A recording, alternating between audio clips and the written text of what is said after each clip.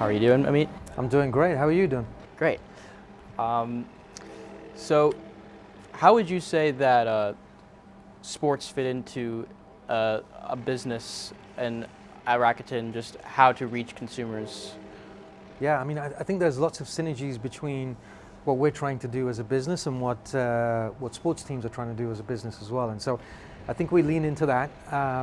We're here running a business that we think is also a part of entertaining, and it just happens to be from a shopping perspective as opposed to a sports perspective.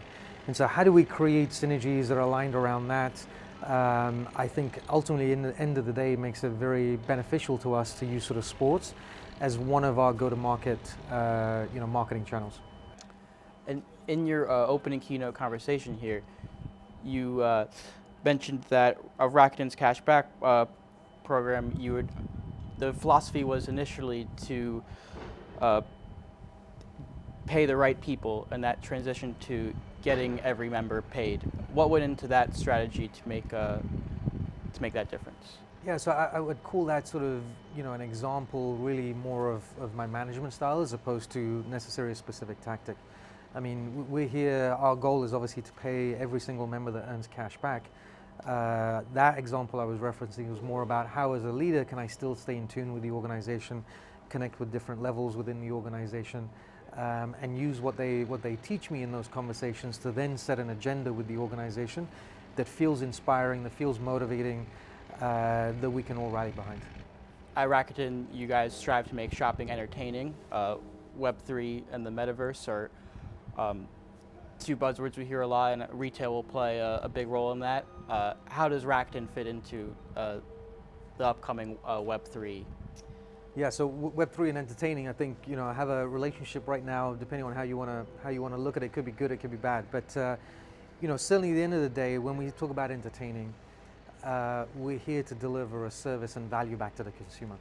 We have the benefit of doing that in something that's extremely tangible, right? When we're giving cash back, there's no gimmick behind it. It's very clear what value we're giving for the effort and for the service that we delivered.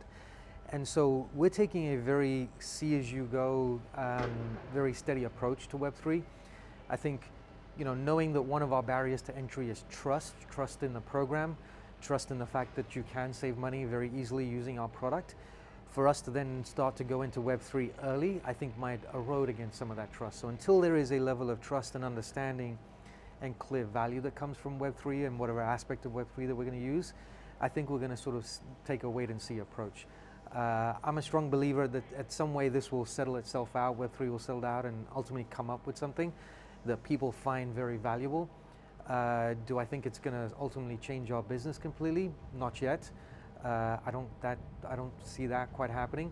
But we're certainly very excited to see what comes about, because there is the potential for it to make what we do more engaging, easier potentially, and so that always gives us some optimism. Rakuten has its origins in Japan. You've had ongoing partnership with the Golden State Warriors and the Super Bowl commercial.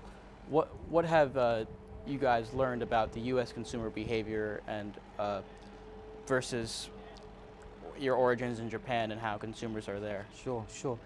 At the end of the day, it's not much different. I think consumers behave mostly the same around the world.